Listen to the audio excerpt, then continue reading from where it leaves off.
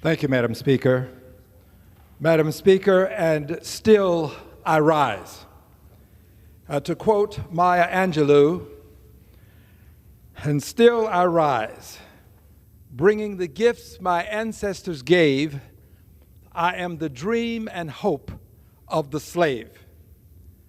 I am rising today as a proud descendant of enslaved people, a proud descendant of the foundational mothers and fathers of this country, foundational because they helped to build the infrastructure that allowed this great country to become the great nation that it is.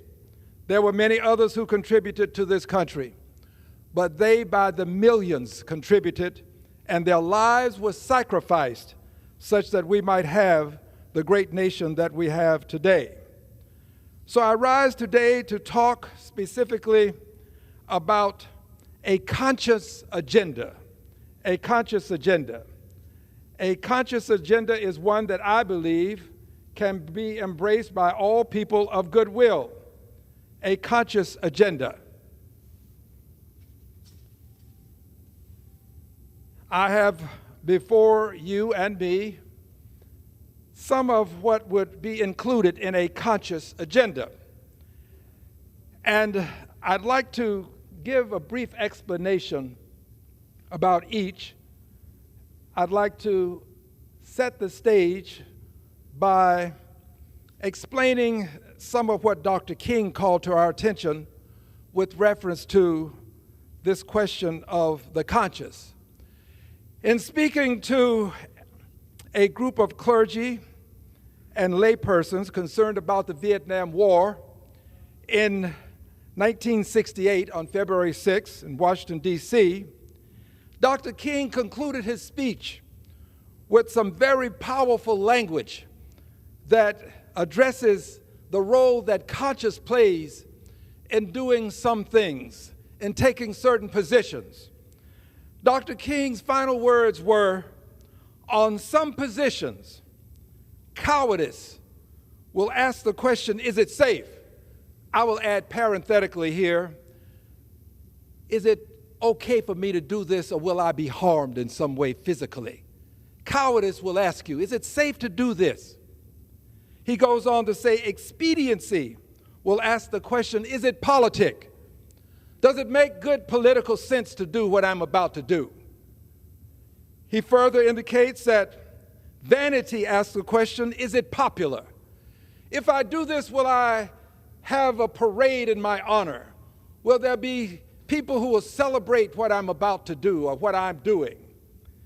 But Dr. King concludes with this. He says, but conscience asks the question, is it right? And he goes on to say, there comes a time when one must take a position that is neither safe nor politic nor popular, but he must take it because conscience tells him it is right. I'm not sure that it is safe, politic, or popular to take a position on all of these issues, and I'm not sure that it's not safe, nor politic, nor popular.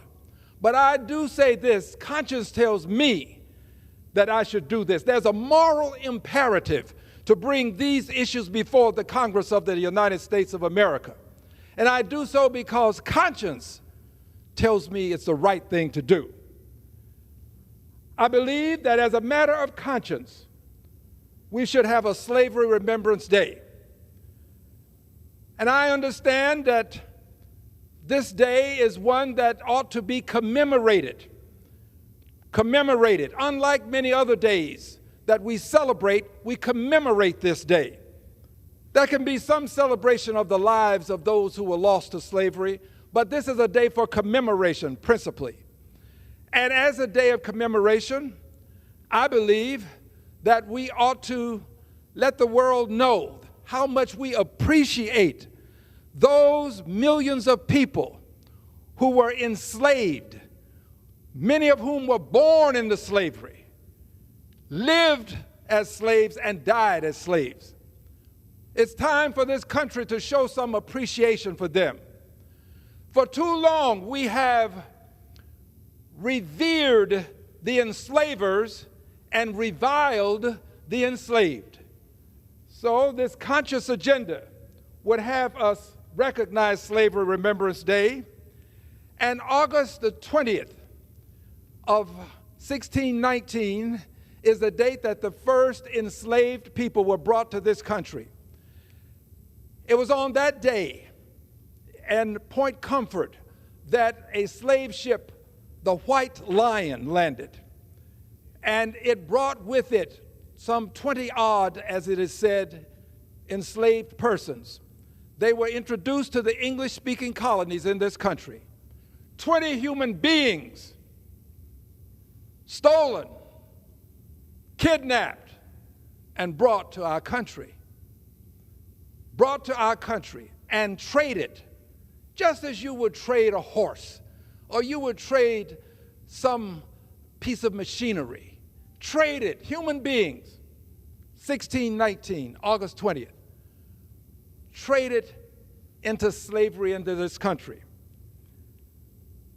This is the day that we have set aside to recognize as Slavery Remembrance Day, because that day set into motion events that haunt us to this day. And we ought not forget that date, August 20th, 1619. I am so proud to tell you that this House has already passed a resolution honoring the persons who were enslaved. This House passed a resolution. Some 218 members of this House voted in support of Slavery Remembrance Day. This was already a part of the annals and the history of the House. It is there for those who look through the vista of time this time to understand what happened. I can't explain it all today because I have much to say, but I will tell you that I'm proud to tell you, in fact, that the President of the United States of America, the Honorable Joe Biden, a man that I have great respect for, I support him. I have supported him. I support him today. I will support him tomorrow because of what he has done. This president recognized Slavery Remembrance Day with a statement that he issued on August the 20th of 2022. And on the many things that he has indicated in this statement, I will just focus on a very few words, some 1, 2, 3, 4, 5, 6, 7 words that are contained within this statement. He indicated that great nations don't hide from their history. He said much more, but it's important for us to accentuate this statement. Great nations don't hide from their history, because there are too many people in this country to this day who would have us hide from our history, have our history be proclaimed involuntary relocation. That's what's happening in the state of Texas currently. We have a group of folk who want to proclaim slavery, the enslavement of human beings, as involuntary relocation. We cannot hide from our history. There are people who don't want it taught in schools. They want us to somehow give a rendition of history that reveres those who were the enslavers and revile those who were the enslaved. For too long, this has been the case in this country. It is my desire and my belief that people of conscience, that the conscience dictates that there is a moral imperative for us to change this misunderstanding of history. And to do this, we obviously need a Slavery Remembrance Day. In Houston, Texas, on August 20th of 2022, we had an event, a Slavery Remembrance Day event. 1,000 people showed up for Slavery Remembrance Day, including our Mayor, Sylvester Turner. Many of our notable members of the clergy were in attendance. Our city council people were in attendance. State Representative Ron Reynolds was there. We had Commissioner Rodney Ellis in attendance. Many people of note were there, but there were also people who were not among the elected officials, people who simply wanted to let the world know that they understand the necessity to commemorate Slavery Remembrance Day. And by the way, it is not unusual for us to have these Remembrance Days. We have a day to remember the day the Pearl of the Pacific, Pearl Harbor, was bombed. That is a day we set aside annually, December 7th. We have a day to remember the day that the Twin Towers in New York were attacked, when our nation was attacked, and the Twin Towers came tumbling down. We have a day set aside to remember the Holocaust, the horrors of the Holocaust, so that we will never allow it to be repeated any place on the planet Earth. There is no event comparable to the Holocaust, just as there is no event comparable to slavery, the enslavement of the people that took place in this country. So what we want to do now is expand Slavery Remembrance Day. We want to make sure that in every church, in every house of worship, there's an opportunity on the 20th of August of this year to have a Slavery Remembrance Day ceremony wherein we will explain what happened and proclaim that we must always remember these events that took place. Slavery Remembrance Day is important, and the conscience dictates that we would do such a thing as commemorate the lives that were lost to slavery. I'll say more about those lives as I move forward with our next conscious agenda item, which is awarding a Congressional Gold Medal to the enslaved. A Congressional Gold Medal to the enslaved. I am now using what is called a mnemonic device. It's said that if you repeat things multiple times, people are more likely to remember than not. So in the utilization of this mnemonic device, I repeat, we want to award a Congressional Gold Medal to the American enslaved. Now, there are many people who don't understand, and because they don't understand, their visceral reaction is, why would you award a Congressional Gold Medal to the enslaved? Well, I have a dear colleague that my dear colleagues will be receiving. I'm going to read it, perhaps not in its entirety, but I will cover some of the important excerpts. This dear colleague reads, and this is a part of the style of it, a Congressional Gold Medal, obviously, and it reads, Confederate soldiers silence is a way of accentuating. Silence. Confederate soldiers. Confederate soldiers were awarded a Congressional Gold Medal in 1956. The Congress of the United States of America awarded a Congressional Gold Medal to Confederate soldiers in 1956. I think it can be fairly said that Confederate soldiers were persons who fought on the side of many who were fighting to maintain the institution of slavery. We have revered the Confederate soldiers. We have reviled those who were enslaved. Silence accentuates. I go on to indicate, I use the personal pronoun I because this is my work, but I really am a we person. I prefer saying we because nothing is done alone. But it goes on to read, what Congress did for Confederate soldiers, it, as a matter of conscience, should do for the enslaved.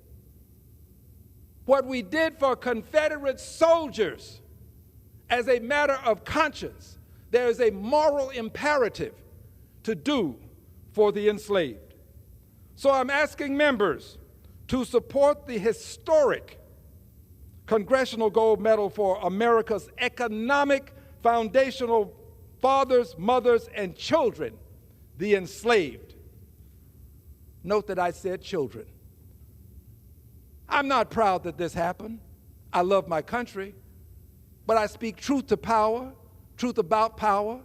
I'm a liberated Democrat, unbought, unbossed, unafraid, and willing to stand here and say, I love my country, salute the flag, say the Pledge of Allegiance, sing the national anthem, but I'm going to tell the truth about our history, and I want history to also reflect properly that we honored the persons who helped build this country, that we would not honor those who sought to enslave them and dishonor those who were enslaved. So I'm asking my colleagues to support the historic Congressional Gold Medal for America's economic foundational fathers, mothers, and children, the enslaved. There are already persons who have acknowledged that they will be original co-sponsors. I call them persons of conscience, persons of goodwill, persons who understand the zeitgeist of the time. I'm going to call their names. There are 19 such persons. By the way, if a name is not called, it doesn't mean that the name won't be an original co-sponsor. It just means that these are persons that I have talked to in passing, and they've said they would like to be original co-sponsors. Again, I consider them the persons of conscience who have decided to sponsor, as original co-sponsors, this Congressional Gold Medal to the American enslaved.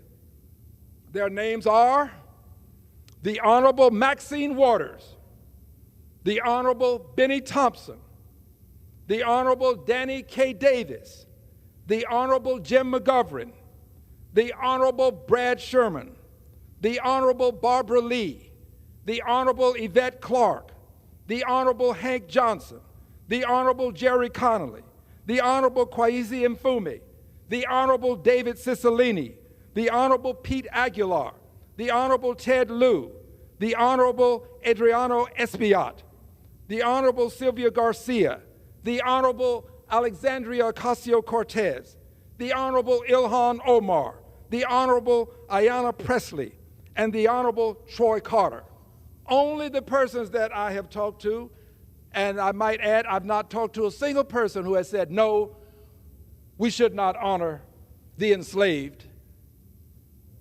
No, it's okay to honor the Confederate soldiers, but not the enslaved. I've not talked to a single person with that mindset.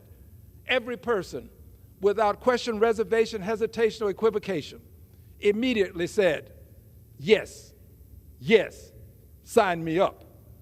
The deadline for original co-sponsors for this historic legislation will be February 28th of 2023. This is the last day of Black History Month. Now, a little bit more about why this is so important. On July 18th, 1956, the Congress, that would be the House and the Senate, awarded a Congressional Gold Medal to Confederate soldiers. However, to this day, Congress has never awarded a Congressional Gold Medal to the over 10 million enslaved men, women, and children who toiled for over 240 years. Silence accentuates. Toiled for over 240 years to build the economic and infrastructural foundation of the wealthiest nation to ever exist on the planet Earth. These foundational mothers and fathers of our country labored arduously constructing our cities, roads, bridges, and wells. They laboriously planted as well as harvested the food that fed our nation. They were the de facto producers of the cash crops that fueled our nation's foundational wealth.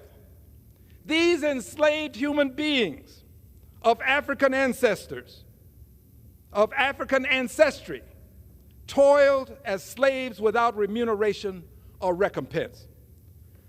Their humble hands were relied upon for the construction of some of our nation's most renowned edifices and monuments, including the White House, the Capitol Building, and the Washington Monument. In truth, their sacrificed lives provided the genesis for our nation's economic preeminence.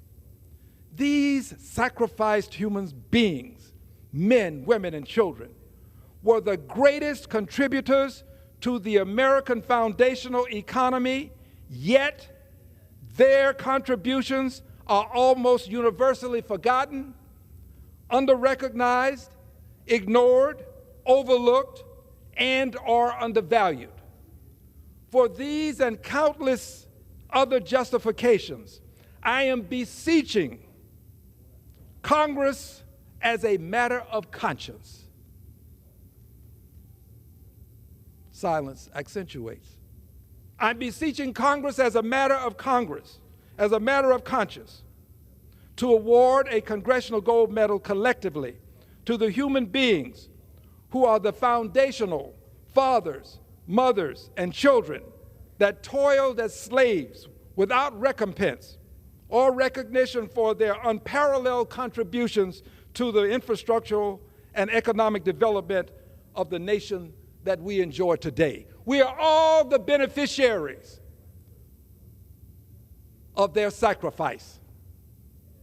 Awarding a Congressional Gold Medal to groups of individuals, for those who may not know, is not unprecedented, as the Congressional Gold Medal was awarded to the Confederate soldiers that I mentioned earlier, but also to the Tuskegee Airmen, both ante-mortem and post-mortem, I might add, to the Navajo Code Talkers, and post-mortem to the service members who perished in Afghanistan on August 26 of 2021.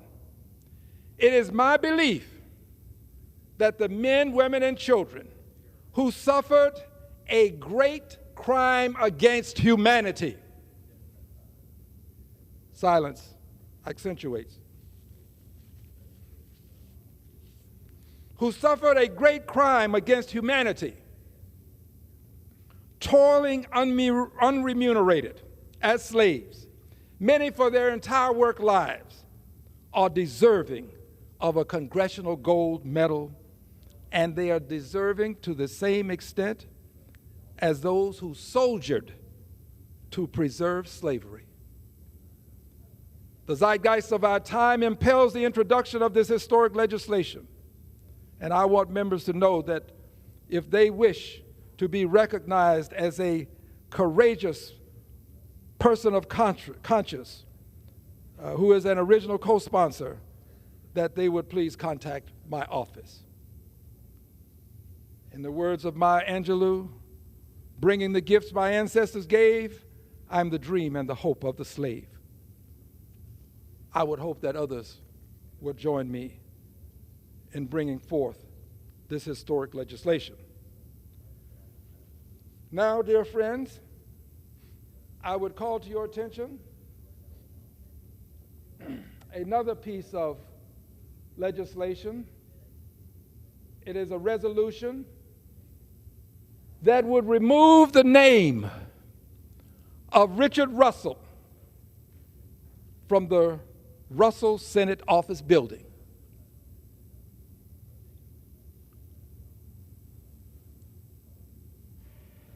Richard Russell was a self-proclaimed white supremacist.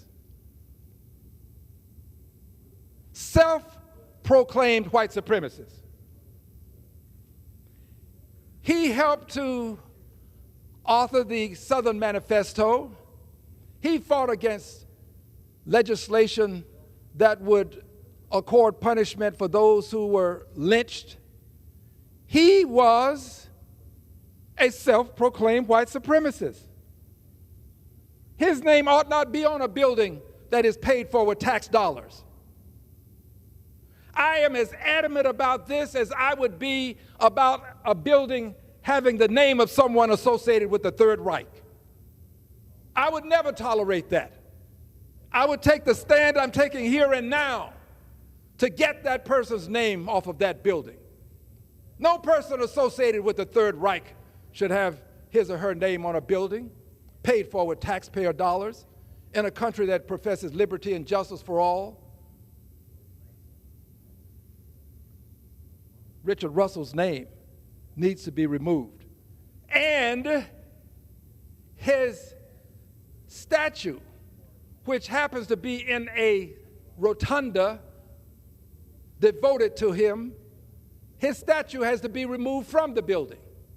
His name off the building, his statue removed from the building. He's a self-proclaimed white supremacist. I understand that this is more than some people can handle. I understand.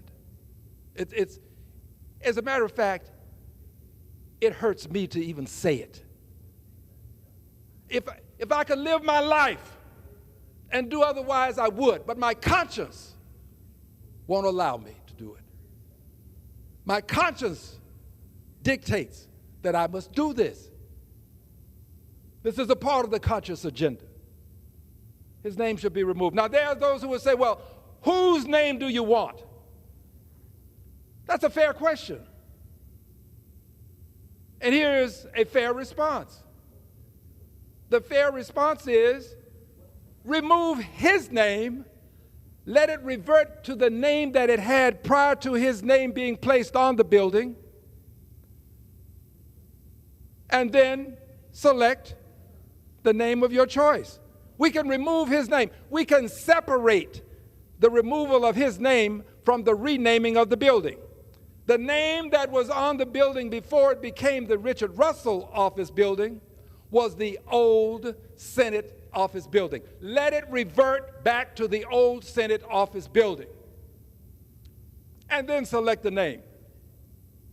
I have not pronounced at any point in time that I have a name.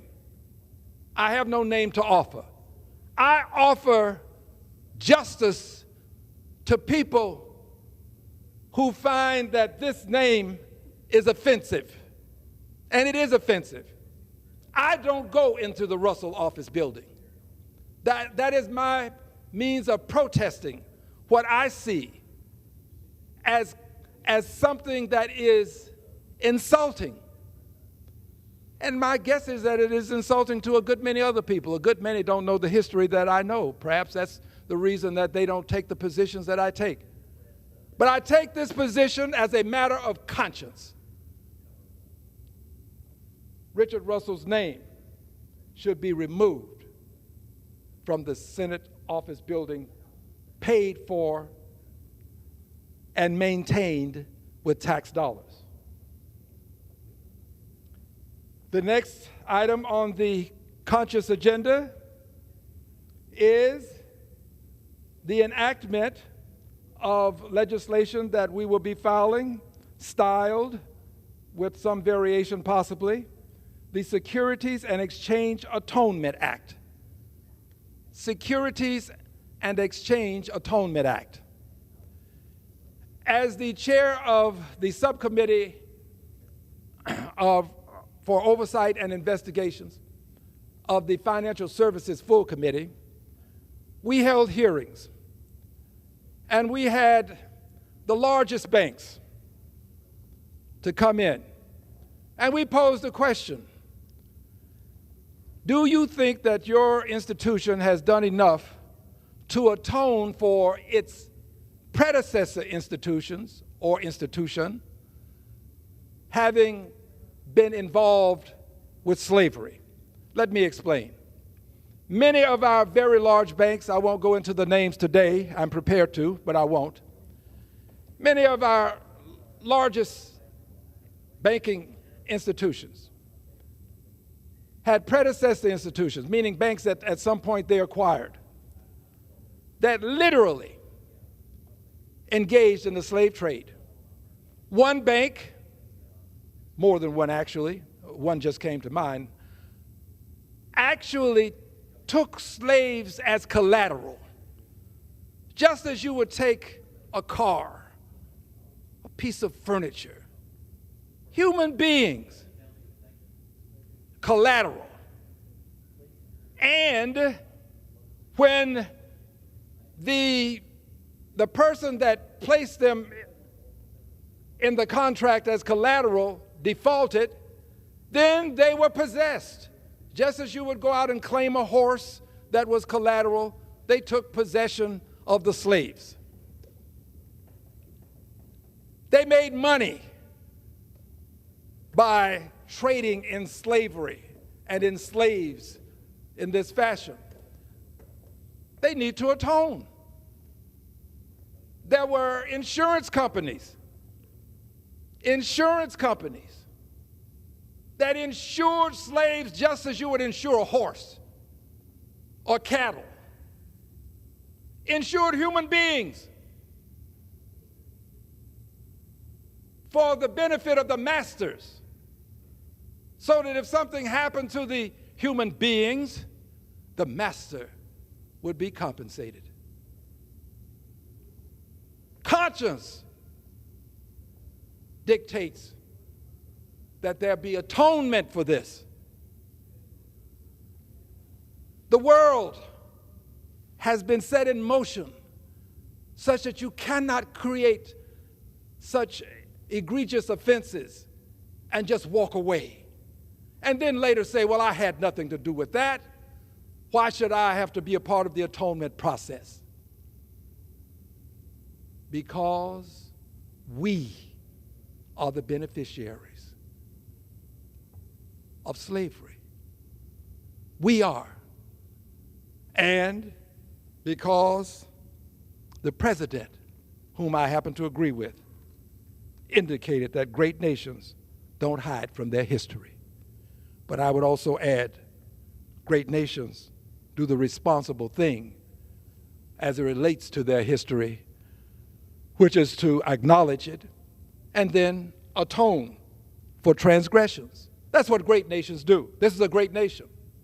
There should be some atonement.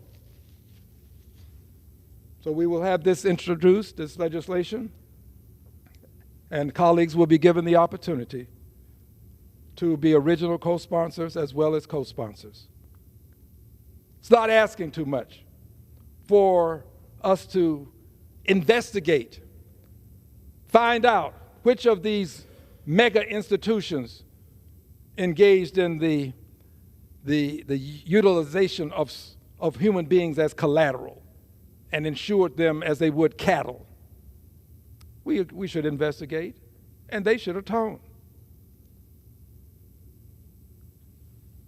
Because of all of these things, making it perspicuously clear that we need some sort of reconciliation, we will be introducing a resolution, legislation in the form of a resolution for a Department of Reconciliation. We have a Department of Labor to deal with labor issues, a Department of Commerce to deal with issues associated with commerce and business. We have a Department of Defense to deal with issues related to war and peace. We ought to have, as a matter of conscience, a Department of Reconciliation with a Secretary of Reconciliation, just as we have a Secretary of Labor, Secretary of Commerce, Secretary of Defense, with a budget, just as we have a budget for the Secretary of Labor to further the aims of the department. There ought to be a budget for the Secretary of Reconciliation to further the aims of the Department of Reconciliation. It's time for us to take a systematic approach to dealing with the question of reconciliation in this country. A Department of Reconciliation with undersecretaries of reconciliation, just as we have undersecretaries of commerce, undersecretaries of labor. It ought to have a budget that is comparable to its mission.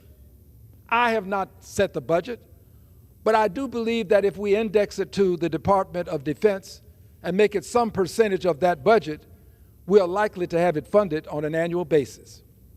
So I am of the opinion that we should index it, tie it to the budget for the Department of Defense, so that we will always have the money necessary. These things I would hope would happen in the 118th Congress. I don't know that they will, to be very candid.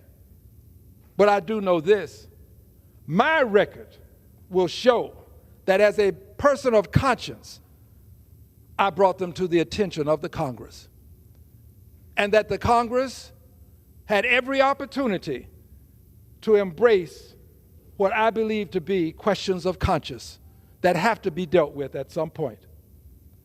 This is a methodology, a means, if you will, by which we can address some of the egregious circumstances emanating from the arrival of some 20-odd persons of African ancestry in the English-speaking colonies on August the 20th of 1619. That has to be addressed. We still have issues that can be logically traced back to the arrival of some 20-odd persons who were of African ancestry, to their arrival, August 20th, 1619. Let me walk you through a bit of the history. Yes, we ended a war that was a part of bringing slavery to an end, and we passed the 13th Amendment. The war, 13th Amendment, brought slavery to an end. Except then there was something called the Black Codes. And these codes allowed persons to be arrested for not having a job. Well, if you've been a slave and you're now free, didn't have the kinds of systems in place that we have now for persons who are unemployed, you'd be picked up and arrested. And then you could be placed into what is known now as, and then as, a convict leasing program, which was simply another way of saying slavery. People were placed into this convict leasing program, and many of them never left, and they were placed into this program for petty offenses. In Houston, just outside of Houston, we have a grave, a common grave, with 95 bodies, 95 skeletons, the evidence of 95 people who were in a convict leasing program, all buried in a common grave. So sad. It hurts the heart. I understand why people don't want to hear it, because I don't want to say it. Convict leasing, slavery by another name.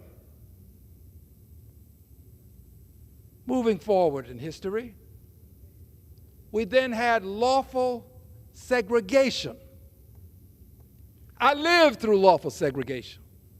I know what it's like to drink colored water. I know what it's like to go through a door that had coloreds on it. Go through the back door to get my food. I just celebrated recently, last several months, September 1st, my 25th birthday for the third time. I lived through segregation. I know the horrors of it. I know what it's like to be separated from others. I know what it's like to sit in the back of the bus. I know what it's like to understand that you have a separate line when you go into the food store, a line for whites and a line for coloreds. I know what it's like to to be next in line and have every person who happened to be of Anglo ancestry to come ahead of you until every person is served. And then you take your opportunity to be served. You were last in line simply by being in line. Didn't matter whether you got there first. I know what it's like. I know what it's like to go to schools with hand-me-down books, pages torn out. I know what it's like to be bused by schools some 20 miles to another school, such that you would not be allowed into the same classroom with children who were of a different hue. I know what it's like. I suffered it. But I'm also very proud that we're beyond that. But I'm walking you through this history because there's a point to be made. The Civil War, ending of segregation, ending of convict leasing. The one thing that they didn't end was white supremacy. The Civil War and the 13th Amendment did not end white supremacy. And that is what we have been fighting. By the way, not all persons who are what we call white, who are Anglos, are participating in what, intentionally in something that we would call white supremacy. It's not the case. It's not.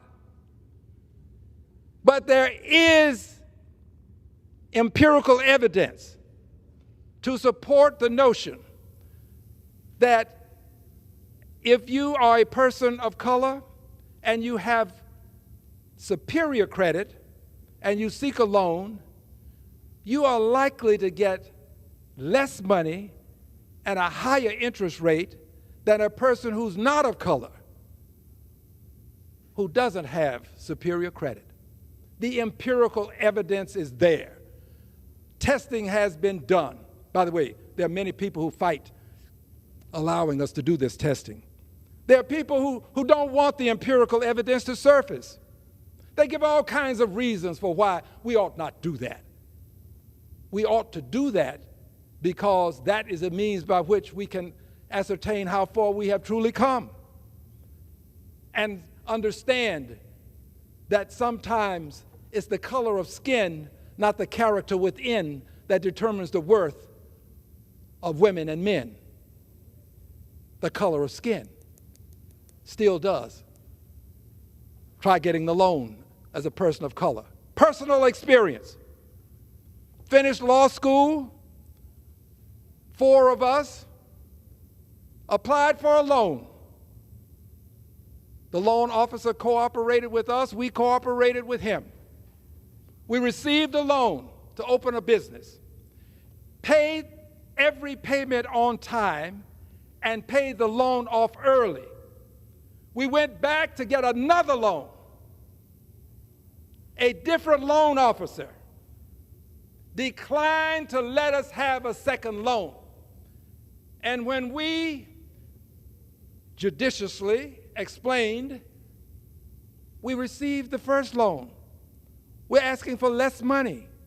We paid the first loan off, and we paid it off early. We were never late with the payment.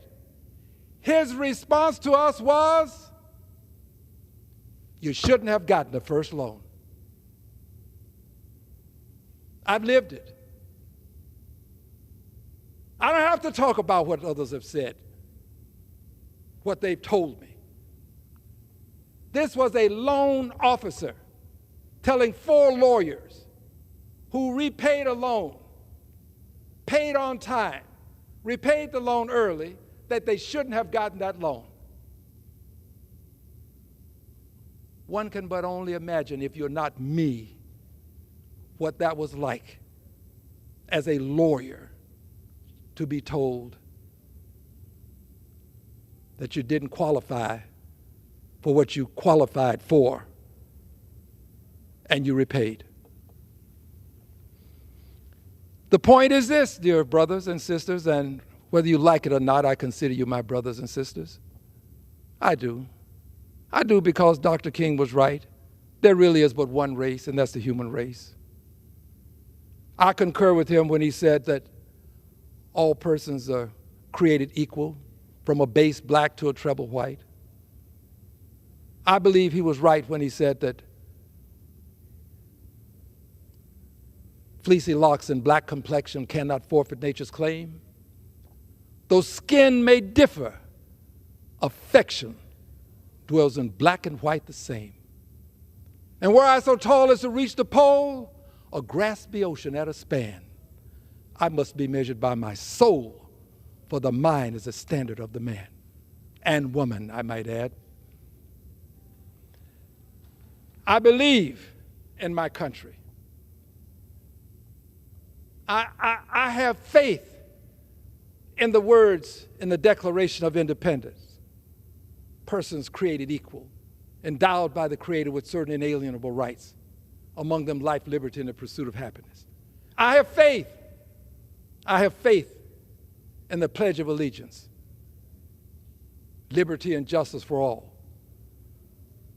So don't class me with those people who hate the country. I'm not a country hater. I'm a country lover. Just as I love members of my family that I have to tell the truth about and let them know when they've made mistakes. Just as you've done similar things with people you love. You can love a country and still want to make sure that it lives up to its promise. This is about living up to the promise, the conscious agenda. Remember now, those who do this, I know that some, to quote Dr. King, will ask and respond to cowardice, which asks the question, is it safe? Speedy expediency asks the question, is it politic? And then vanity asks the question, is this popular? But it's conscience. It's conscience that will ask the question, is it right? I believe this is not only the right thing to do, but the conscious agenda is the righteous thing to do. And because I believe it, I shall pursue it. And I believe that there are persons in this Congress who will join us in the conscious agenda, who will understand that there may be times when you have to do that which is neither safe nor politic nor popular. To quote Dr. King, you do it because conscience says it's right. And I yield back the balance of my time. The gentleman from Texas yields.